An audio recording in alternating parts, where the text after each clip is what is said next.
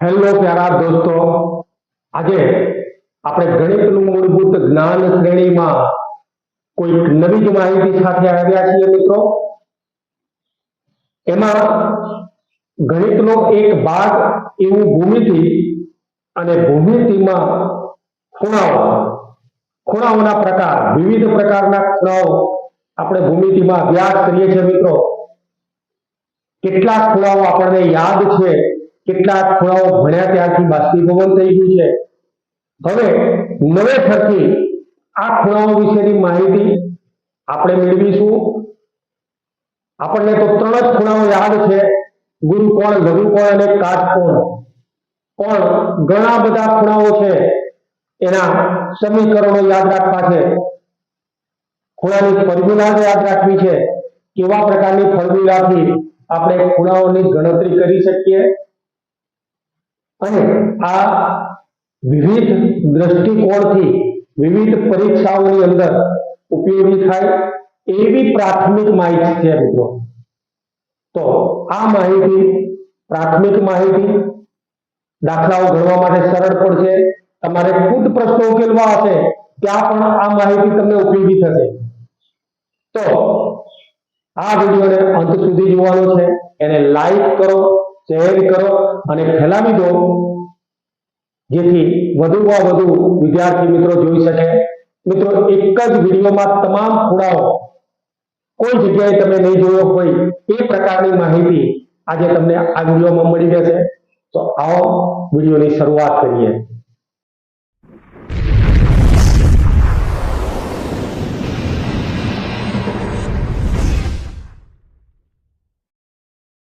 વિદ્યાર્થી મિત્રો, આજે ક્યારેય ન સાંભળ્યા હોય એવા ગુજરાતીમાં ખૂણાઓના પ્રકાર એના વિશેની આપણે ચર્ચા કરીએ મિત્રો. ક્યારેય તમે નથી સાંભળ્યા અથવા સાંભળ્યા છે, ભણ્યા છે, છતાં મગજમાંથી વિસરી ગયા છે એવા ખૂણાઓના પ્રકાર અને એ ખૂણાઓના પ્રકાર સાથે જે ગાણિતિક પ્રક્રિયાઓ આપણે કરવાની છે, એની જે ગણતરી કરવાની છે, એની વિગત, પોઈન્ટ ટુ પોઈન્ટ વિગત આજે તમારે જોવાની છે મિત્રો. તો અહીંયા આપણે જોઈએ છે કે આપણી પાસે જ્યારે આપણે નાનકડો કંપાસ ખોલીએ, આપણે કંપાસ ખોલીએ છીએ, જે બોક્સ ખોલીએ છીએ કંપાસનું, ત્યારે આટલા સાધનો અવશ્ય નીકળે છે એની અંદર. આટલી વસ્તુઓ તમને અંદર જોવા મળે. એક એક વસ્તુનું જ્ઞાન મેળવવું છે મિત્રો. એક એક વસ્તુ કયા કામમાં આવે છે એની આપણે વિગત મેળવીએ, ત્યારબાદ ખૂણાઓની ચર્ચા કરીએ છીએ મિત્રો. તો વધારે સરળતાથી અને વ્યવસ્થિત રીતે સમજી શકશો મિત્રો. સૌપ્રથમ નાની ઉંમરથી તમે જેનો ઉપયોગ કરો છો એ આ ફૂટપટ્ટી છે. ફૂટપટ્ટી ઉપર જ્યાં આ માપ આપેલું છે ઇંચ હોય છે અને નાનું માપ આપેલું હોય સેન્ટીમીટર હોય છે. હવે આપણને કોઈ પણ ભૌમિતિક આકૃતિ હોય તે ભૌમિતિક આકૃતિ આપણને સેન્ટીમીટર અથવા ઇંચમાં દોરવાની કીધી હોય. ખાસ કરીને આપણને સેન્ટીમીટરમાં એ માપ દોરવાનું હોય છે. અહીંયા માપો થોડા મોટા હોય શક્ય બને, કારણ કે આપણે બોર્ડના અનુસંધાનમાં ભણાવવું છે તમને. પણ એ જ માપ તમારી ફૂટપટ્ટીમાં સેન્ટીમીટરના આધારે નોટબુકની અંદર તમારે કરવાનું. મિત્રો, આ ફૂટપટ્ટીનું કામ શું છે? તો બસ માત્ર ને માત્ર સીધી રેખા દોરવી છે. માત્ર સીધી રેખા દોરવી છે તો ત્યાં તમે ફૂટપટ્ટીનો ઉપયોગ કરશો. આ ફૂટપટ્ટી સીધી રેખા દોરવા માટે કામમાં આવે છે. હવે અહીંયા આપણે જોઈએ છે કે સીધી રેખા નથી, આ તો લાઈન છે. હવે લાઈન અને રેખામાં તો તફાવત જ નથી, કારણ કે રેખાનું અંગ્રેજી લાઈન છે. પણ અહીંયા આપણે જોઈએ કે ભૂમિતિ જે છે એની શરૂઆત આપણે જો કરીએ તો ભૂમિતિની શરૂઆત હંમેશા ટપકાથી થાય છે, એટલે કે બિંદુથી થાય છે. ટપકું અથવા બિંદુ, ત્યાંથી ભૂમિતિની શરૂઆત કરીએ છીએ મિત્રો આપણે. હવે એક ટપકું અથવા બિંદુ જે છે આને એ નાનકડું આપણા વાળની ટોચ જેટલું બિંદુ હોય છે, અથવા તો પરિકર જે આપેલું છે એની અણી જેટલું હોય છે, પેન્સિલની નાનકડી અણી જેટલું.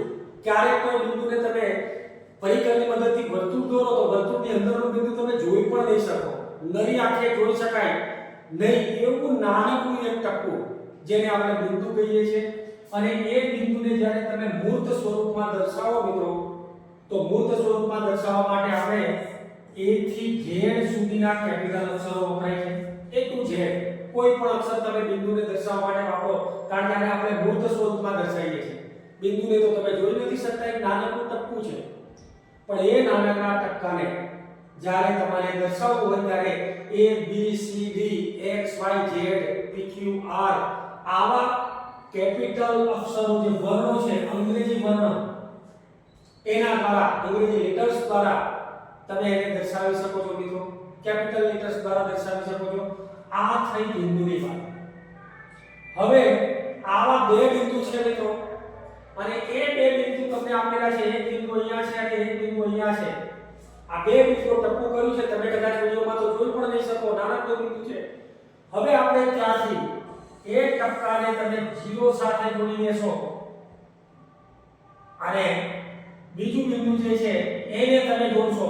અહીંયા જોઈએ છે એક્ઝેક્ટ 9.5 દર્શાવે છે, એટલે કે 0 થી આ માપ જે દર્શાવ્યું એ 9.5 9.5 નું માપ દર્શાવે છે. ઉપરથી ઉપર આ રીતે આપણે માપ લીધે છે. 0 થી શરૂ કરો અને 9 એકમ અંતર, કોઈ પણ એકમ હોય, સેન્ટીમીટર અથવા તો ઇંચ, ગમે તેમાં એકમનું માપ હોય, તો આ રીતે આપણે જે રચના કરીએ છીએ એને સામાન્ય પરિભાષામાં આપણે રેખાખંડ કહીએ છીએ. તો બિંદુ એ હવે આખી પદ છે, પણ એ બે બિંદુઓને જોડતી જે લાઈન છે, હવે તમને ખબર પડશે કે એ બે બિંદુઓને જોડતી જે લાઈન છે એને આપણે રેખાખંડ તરીકે ઓળખીએ છીએ મિત્રો. તો સૌપ્રથમ આપણે જોયું છે બિંદુ, અને ત્યાર પછી ચર્ચા કરી છે રેખાખંડ. હવે રેખાખંડના જ્યારે ગુણધર્મો તમે જોતા હોય, રેખાખંડના ગુણધર્મો જોતા હોય મિત્રો, તો રેખાખંડ એ આ રીતે લખી શકાય છે. એને A અને બે બિંદુઓનો રેખાખંડ હોય, A અને B નો, તો એ બે બિંદુઓ છે તો AB રેખાખંડ વડે દર્શાવો.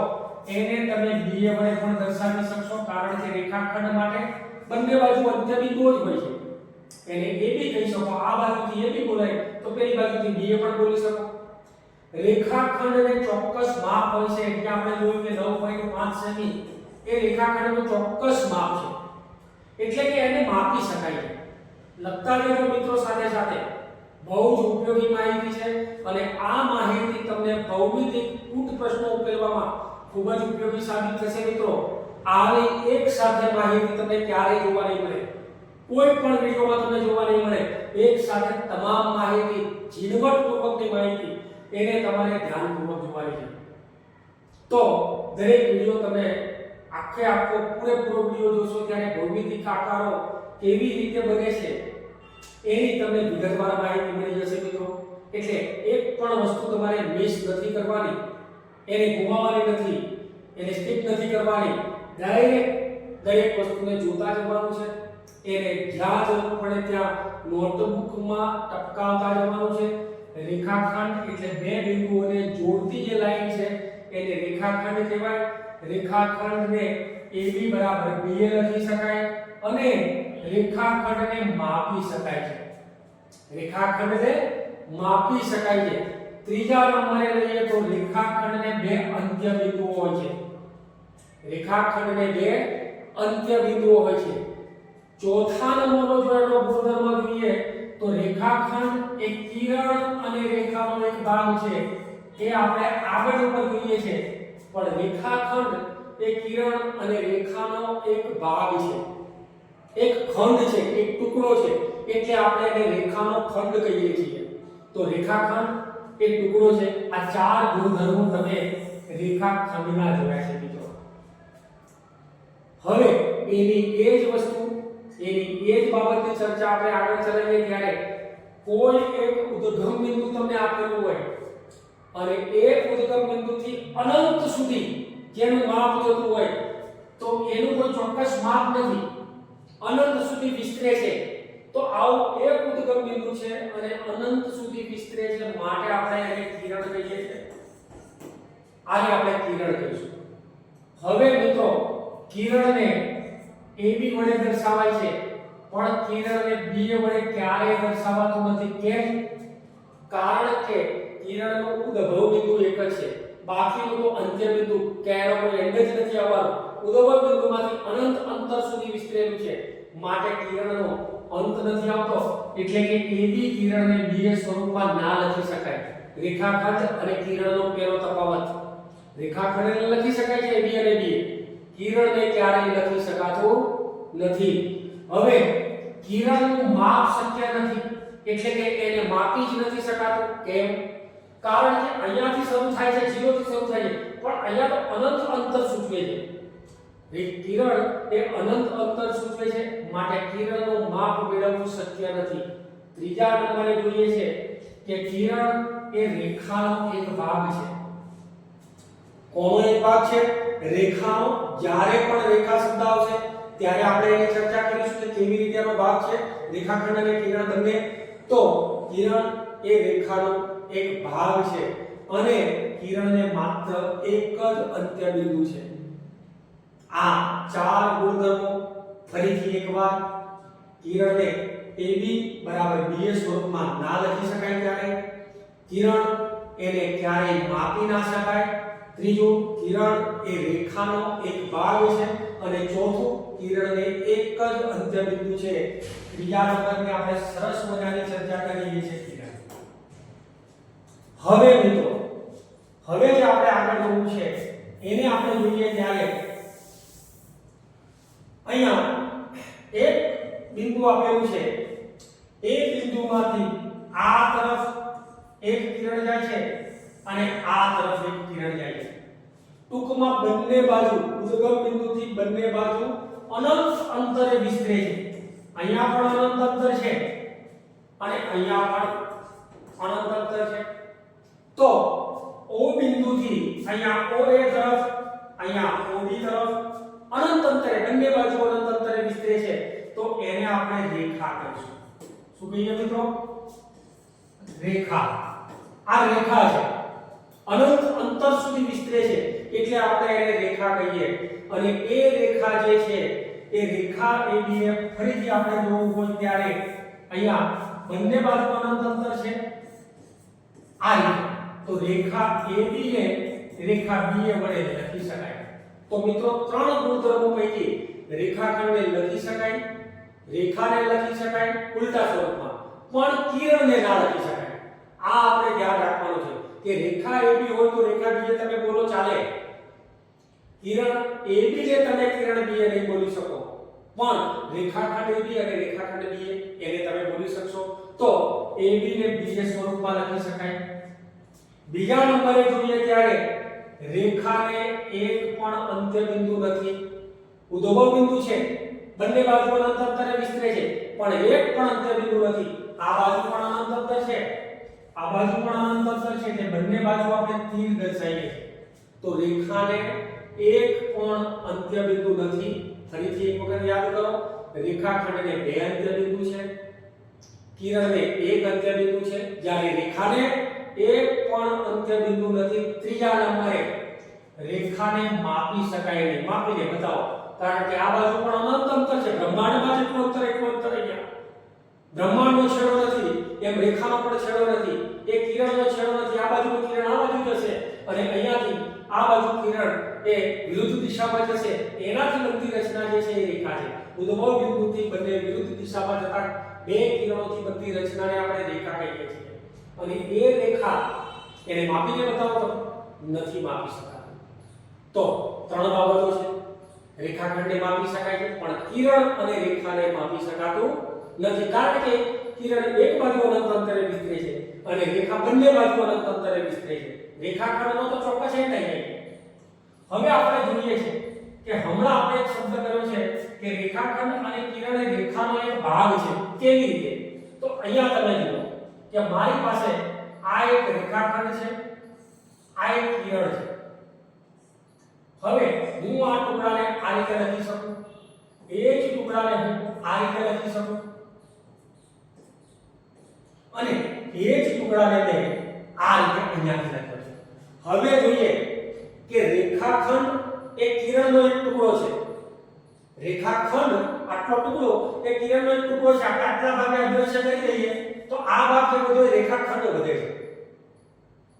બીજી વસ્તુ આપણે જોઈએ કે અહીંયાથી અહીંયા સુધીનું અંતર, બંને બાજુનું અનંત અંતર છોડી દો, a થી b સુધીનું અંતર જે છે એ પણ એક પ્રકારનો રેખાખંડ છે. તો એ રેખાખંડ જે છે એ કિરણનો પણ ભાગ છે અને રેખાનો પણ ભાગ છે. કિરણનો પણ ભાગ બની શકે અને રેખાનો પણ ભાગ બની શકે. મિત્રો કિરણની વાત કરીએ તો આટલું કિરણ તમે જુઓ અહીંયાથી, તો એ કિરણને તમે એ જ રીતે દર્શાવો ત્યારે આ રીતે દર્શાવી શકશો.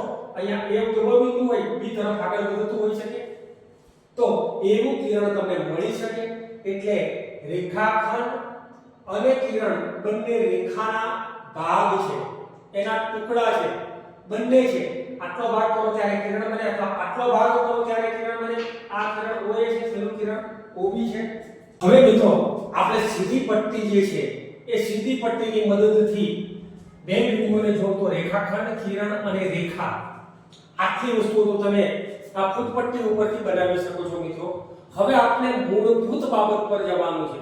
મૂળભૂત બાબત જે ખૂણાઓના પ્રકાર. પણ પહેલા તો એ ખૂણાઓના પ્રકાર જાણીએ. એ પહેલા ખૂણો એટલે શું એનો તો ખ્યાલ હોવો જોઈએ ને, કે ખૂણો શું છે. સામાન્ય રીતે આપણે ખૂણો બોલી જ નાખીએ કે ખૂણો, બરાબર, પણ એ છે શું? તો અહીંયા આપણે જોઈએ કે બોર્ડ છે, તો બોર્ડમાં આટલો ભાગ જે છે એને આપણે ખૂણો જ કહીએ. આ ખૂણો છે, પણ એની વ્યાખ્યા આપણે જોવી છે. હવે એની વ્યાખ્યા જોવા માટે આપણે આ રીતે કરીએ છીએ મિત્રો. તો અહીંયા જોઈશું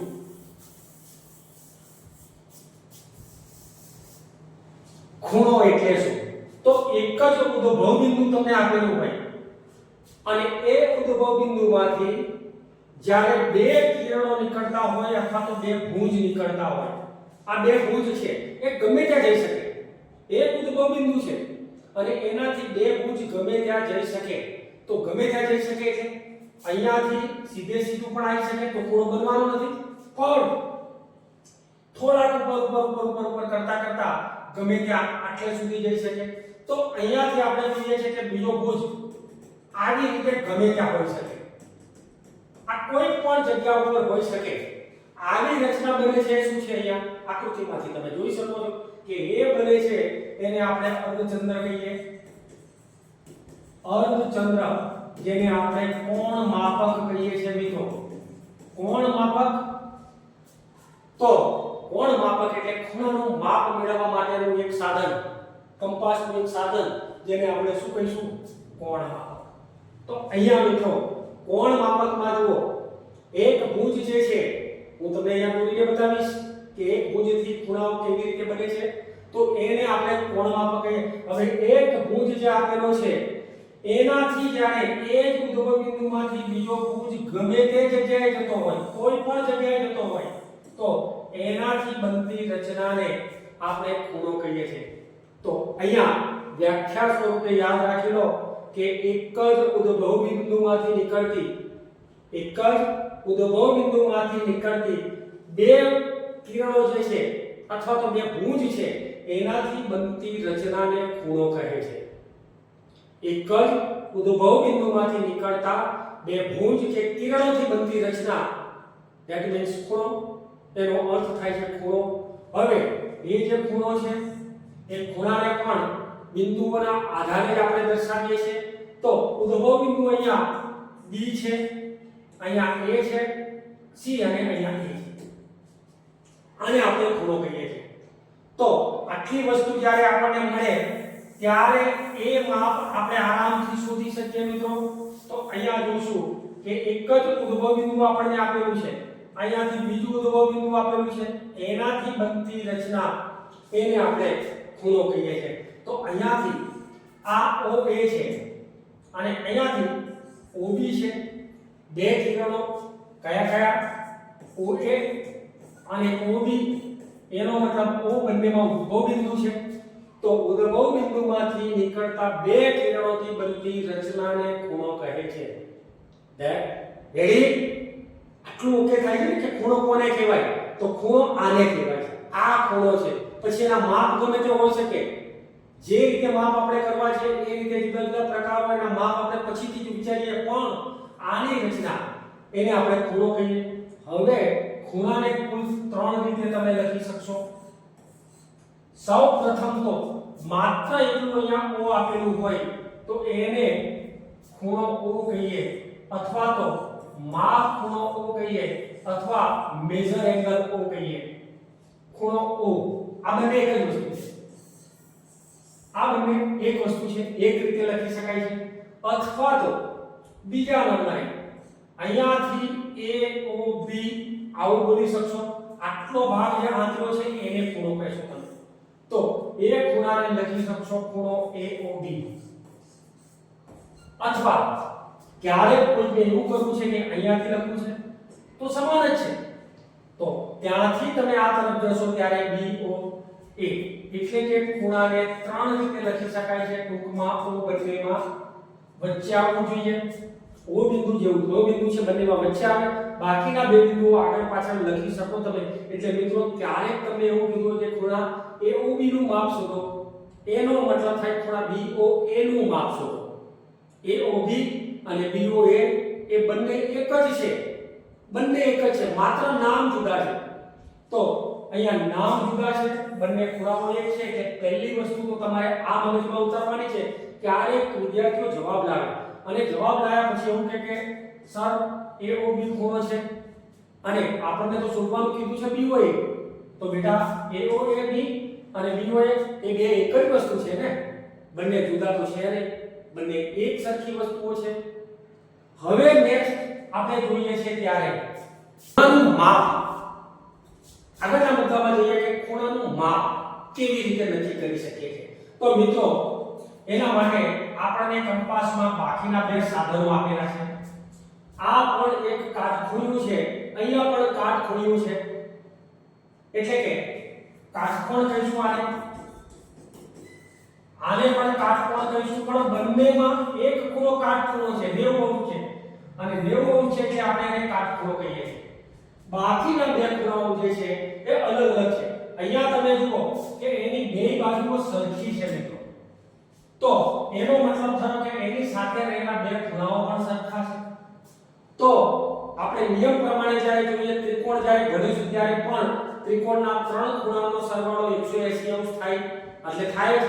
અને એ તો લગભગ દરેકને ખબર હોય. આ 180 માંથી એક ખૂણો એ 90 અંશ તમે બાદ કરી દો એટલે ભર્યા આપણા 90, એના બે સરખા ભાગ કરી દો તો દરેક ખૂણાનું માપ આપણને કેટલું મળી જશે મિત્રો? 45 અંશ. આ નેચરલી વસ્તુ છે, સામાન્ય વસ્તુ છે. અને એ વસ્તુમાંથી આપણે નક્કી કરી શકીએ કે આની અંદર બંને ખૂણાના માપ સરખા છે અને એને અંશ માપ 45 વડે દર્શાવીએ છીએ. ત્યારબાદ આને આપણે કોણ માપક કાટકોણ કહીશું, આને પણ કાટકોણ કહીશું. પણ એનું 180 માપ કેવી રીતે થાય છે તો એ પણ તમે યાદ રાખો કે મિત્રો જ્યારે 60 અંશનો ખૂણો દોરવાનો કીધો હોય ત્યારે તમારે આ બાજુથી લઈ લેવાનું, એક્ઝેક્ટ 60 અંશ માપ બતાવશે. અને 30 અંશનો ખૂણો દોરવાનો કીધો હોય તો ડાયરેક્ટ અહીંયા લઈ લેજો મિત્રો. તો આ સીધે સીધો 30 અંશનો ખૂણો બતાવશે. તો 30 અંશનો ખૂણો તમે અહીંયાથી અહીંયા દોરી શકશો. આવી રીતે તમને મળે તો એ 30 અંશનો ખૂણો છે.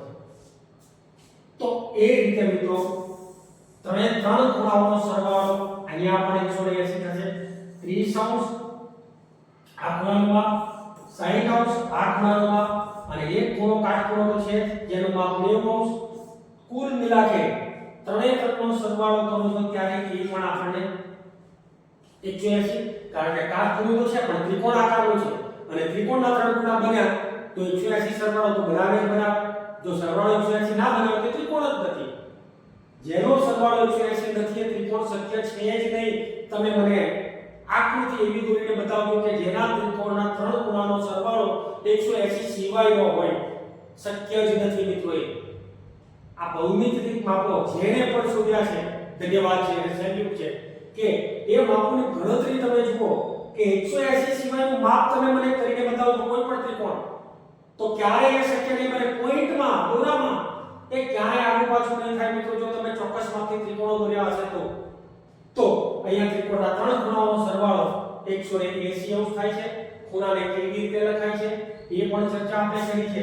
હવે ખૂણાઓ દોરવા ખૂણાઓ દોરવા માટે મિત્રો આપણે શું કરીએ છીએ? તો સૌ પ્રથમ આપણે જોઈએ છે કે અહીંયાથી આ જે માપ છે એ માપ ઉપર પહેલા તો આપણે એક લાઈન કરી દઈશું અથવા તો એને ફૂટપટ્ટીની મદદથી એક લાઈન કરીએ.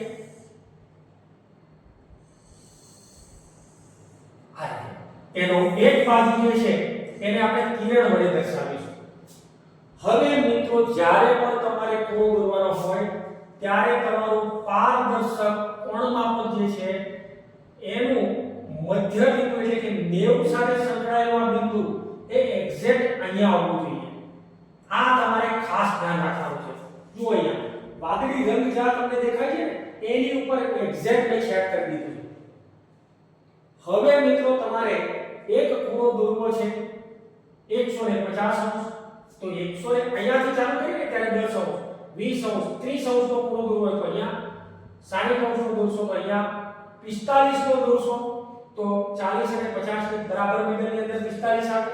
એ રીતે 90 અંશ કાટખૂણો અહીંયા ટકવું કરશો. ત્યાર પછી આ બાજુ જઈએ ત્યારે બધા ખૂણાઓ 90 અંશ કરતા મોટા હશે અને એ ખૂણાઓ છેક 180 અંશ સુધી હોય. તો આના ઉપરથી એક બાબત તમે વધારાની શીખ્યા છે કે ખૂણાનું માપ જે છે એ ખૂણાનું માપ 0 અને 180 0 થી 180 ની વચ્ચેનું હોય છે. મિત્રો ખૂણાનું માપ હંમેશા 0 થી 180 અથવા એની વચ્ચેનું માપ હોય. 180 અંશ પણ હોય શકે. એને આપણે સરળ કોણ જે આગળ આપણે વ્યાખ્યાઓ લઈએ છીએ ત્યારે આવશે. પણ શૂન્ય માપનો ખૂણો પણ હોઈ શકે ને 180 માપનો ખૂણો પણ હોઈ શકે. જો કે શૂન્ય માપના ખૂણાનું અસ્તિત્વ નથી મિત્રો. એ જ રીતે 180 અંશના માપના ખૂણો એ માત્ર ને માત્ર એક રેખા છે, ખૂણો નથી. છતાં પણ આપણે એ બંને માપો 0 અંશ અને 180 અંશ લેવાના છે. એના વચ્ચેથી બનતી રચના કોઈ પણ છે એનાથી ખૂણો બને છે. હવે આપણે જોઈએ કે આને તમે હટાવી દેશો તો આ જે બન્યું એક કાટખૂણો બને છે. અહીંયાથી બન્યું 45 અંશનો ખૂણો બને છે. અહીંયાથી અહીંયા જોડી દો 60 અંશનો ખૂણો બને છે. અહીંયાથી અહીંયા જોડી દો 30 અંશનો ખૂણો બને છે. અહીંયાથી અહીંયા જોડી દો ત્યારે 180 અંશનો ખૂણો બને છે. તો આ પ્રકારે કાટખૂણાની મદદથી તમે ખૂણા દોરી શકો છો. મિત્રો ખૂણો 45 અંશ બંને બાજુ દોરી શકાય. બંને બાજુ તમે આ ખૂણા દોરી શકશો. 45 અંશનો ખૂણો આ બાજુ પણ લઈ શકશો અને અહીંયા લાઈન કરીને 45 અંશનો ખૂણો આ બાજુ પણ લઈ શકશો મિત્રો. તો બંને બાજુ તમે 45 અંશનો ખૂણો દોરી શકો. આ બાજુથી દોરો ત્યારે આ 45 અંશનો ખૂણો. તો બંને બાજુથી તમે 45 અંશના માપના ખૂણા દોરી શકો છો. ખૂણો કોઈ પણ બાજુથી દોરી શકાય. એટલે 0 180 અહીંયા પણ છે અને 0 180 અહીંયા પણ છે. બંને બાજુથી તમે દોરી શકો છો. પણ ખ્યાલ માત્ર એટલો રાખવાનો છે કે ખૂણાનું માપ આણે રોકેલી જગ્યા છે. આણે રોકેલી જગ્યા છે. આ ખૂણો આ ધ્યાન રાખવાનું છે. હવે આવો ખૂણો અને આવો ખૂણો રચના બને છે એને આપણે શું કહીએ? તો અહીંયા મિત્રો જોઈશું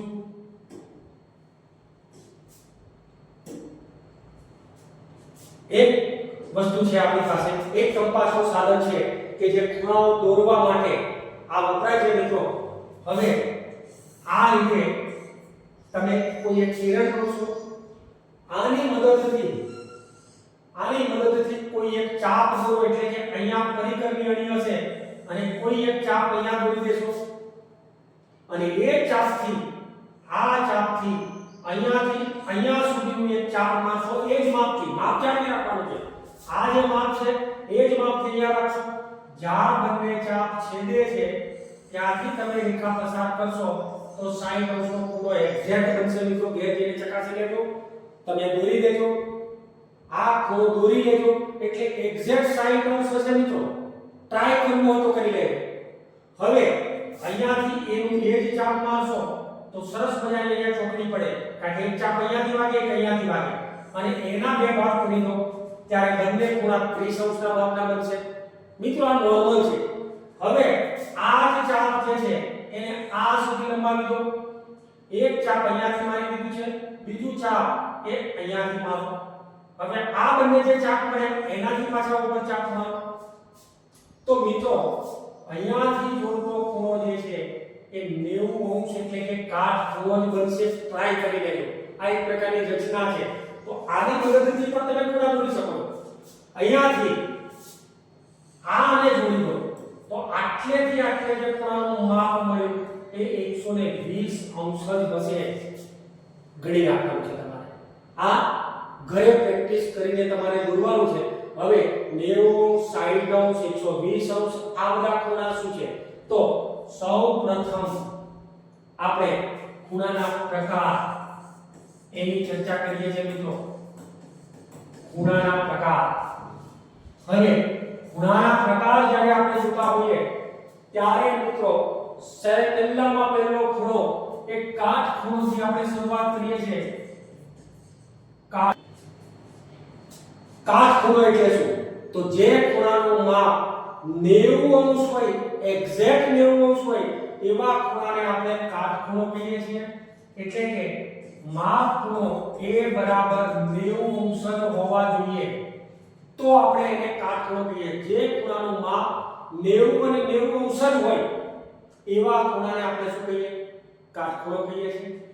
જે ખૂણાનું માપ 90 અંશ કરતા ઓછું હોય એને આપણે લઘુકોણ, લઘુ એટલે નાનો, લઘુબંધુ, નાનો ભાઈ છે કાટખૂણાનો એને આપણે લઘુબંધુ કહીએ છીએ. માપ ખૂણો a બરાબર 90 અંશ કરતા નાની રકમ છે. જે ખૂણાનું માપ 90 અંશ કરતા ઓછું હોય એને આપણે લઘુકોણ કહીશું. હવે મોટા ભાઈ એના કાટખૂણાના મોટા ભાઈ તો એને આપણે ગુરુકોણ કહીશું. ગુરુ એટલે મોટું. માપ ખૂણા a નું માપ 90 અંશ કરતા વધુ છે તો એને આપણે ગુરુકોણ તરીકે ઓળખીએ છીએ. તો અહીંયા કાટ માપને આધારે ખૂણાના ત્રણ પ્રકાર આપણે કરીએ છીએ. 90 અંશ કાટખૂણો, 90 અંશ કરતા વધારે તો ગુરુકોણ, 90 અંશ કરતા ઓછો તો લઘુકોણ. હવે આ જ માપ જે છે એ જ માપ પરથી આપણે બાકીના બે પ્રકાર શોધવાના છે મિત્રો. તો અહીંયા આપણે જોઈએ છે કે એક ખૂણો આપણે લેવાનો છે કોટી કોણ અને બીજો ખૂણો લેવાનો છે પૂરક કોણ. આ બે શું છે? કોટી કોણ અને પૂરક કોણ શું છે? તો સૌપ્રથમ એને વ્યાખ્યા સ્વરૂપે યાદ રાખી લો. અહીંયા કાટકોણ છે મિત્રો. કાટકોણ પણ બોલી શકો છો તમે, પણ અહીંયા કોટી કોણ છે. કાટખૂણાનું માપ 90 અંશ છે. ધ્યાન આપો. કાટખૂણાનું માપ 90 અંશ છે. અહીંયા લઘુકોણનું માપ 90 કરતા નાનું છે. ગુરુકોણનું માપ 90 કરતા મોટું છે. એક ખૂણો આપણે લઈ લઈએ સરળ કોણ એની સાથે ને સાથે જ. માપ ખૂણો a બરાબર 180 અંશ. જે ખૂણાનું માપ 180 અંશ હોય જ નહીં, શક્ય જ નથી કારણ કે ખૂણો નથી બનતો, એ રેખા બને છે. હમણાં જ આપણે જોઈએ પણ અહીંયા તમારે લેવાનું છે કે જે ખૂણાનું માપ 180 અંશ હોય તેવા ખૂણાને આપણે શું કહીએ છીએ મિત્રો? સરળ કોણ કહીએ છીએ. તો અહીંયા કોટી કોણ એટલે શું?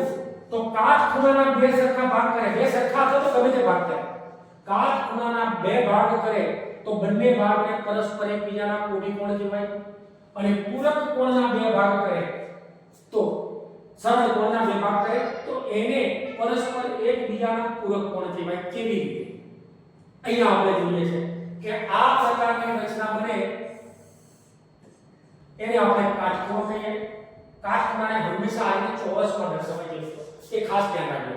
કાટખૂણાને દર્શાવવા ચોરસ વાપરવાનું કારણ કે લંબ છે તો એને આપણે આ રીતે દર્શાવીશું. કાટખૂણો દર્શાવે છે. અને અહીંયા જે આપેલો છે 180 અંશનું માપ એને આપણે સરળ કોણ કહીશું. હવે મિત્રો જે બે ખૂણાના માપનો સરવાળો 90 અંશ થાય તો બંને પરસ્પર કોટી કોણ છે. તો આ રીતે આપણે વિભાજન કરી દઈએ. જુઓ અહીંયા 30 અંશ છે, અહીંયા 60 અંશ છે. તો આ બંને જે છે પરસ્પર એકબીજાના કોટી કોણ છે. તો ખૂણો x વત્તા ખૂણો y બરાબર 90 અંશ. તો એને આપણે શું કહીશું મિત્રો? પરસ્પર કોટિકોણ. x એ y નો કોટિકોણ છે અને y એ x નો કોટિકોણ છે, એટલે આપણે પરસ્પર શબ્દ બોલીએ છીએ. જે બે ખૂણાના માપનો સરવાળો 90 અંશ થાય તો બંને ખૂણાઓને પરસ્પર એકબીજાના કોટિકોણ કહીએ છીએ. એ જ બાબત આપણે પૂરક કોણ માટે લાગુ પાડવાની છે. તો પૂરક કોણ એટલે શું મિત્રો? તો ત્યાં આપણે જોઈએ છે કે જે બે ખૂણાના માપનો સરવાળો 180 અંશ થાય. અહીંયા જુઓ, આ 60 અંશ છે અને આ 120 અંશ છે. તો અંશમાં ઉપર ટપકું કરીએ છીએ અને ડિગ્રી કહેવાય છે. 60 ડિગ્રી અને 120 ડિગ્રી. તો અહીંયા 60 અંશ અને 120 બંનેનો સરવાળો કરો ત્યારે 180 થાય. કોઈ પણ બે ખૂણા લો કે જેનો સરવાળો 180 અંશ થાય તો બંને ખૂણાઓ પરસ્પર પૂરક કોણ છે. રેડી? યાદ રહી જાય છે? તો કોટિકોણ અને પૂરક કોણ આ બંને બાબતો તમારે અહીંયા ખાસ ધ્યાન રાખવાની છે મિત્રો. કોટિકોણ એટલે શું અને પૂરક કોણ એટલે શું? તો ત્યાં x અને y નો સરવાળો કેટલો મળશે મિત્રો? 180 અંશ. તો બંને પરસ્પર પૂરક કોણ છે. ક્લિયર? આ બે બાબતો ક્લિયર થઈ ગઈ. ચાર ખૂણાઓ આપણે જોયા. ચાર ખૂણાઓ પરથી પાછા બીજા બે ખૂણાઓના જોઈતા પ્રકાર. તો અહીંયા કોટિકોણ અને પૂરક કોણ મળે છે. નેક્સ્ટ આપણે આગળ વધીએ છીએ ત્યારે મિત્રો આ વિડીયોને તમે જોયો છે, એની દરેક વિગતો સમજી હશે, નોટબુકમાં ઉતારી હશે અને તમને કોઈ પણ સમસ્યા કે કોઈ પણ મુશ્કેલી લાગે તો તમે મને કમેન્ટ બોક્સમાં જણાવી શકો છો મિત્રો. આ અને આવા અનેક વિડીયો સાથે ફરી પાછા મળીશું. ત્યાં સુધી સર્વેને જય હિન્દ,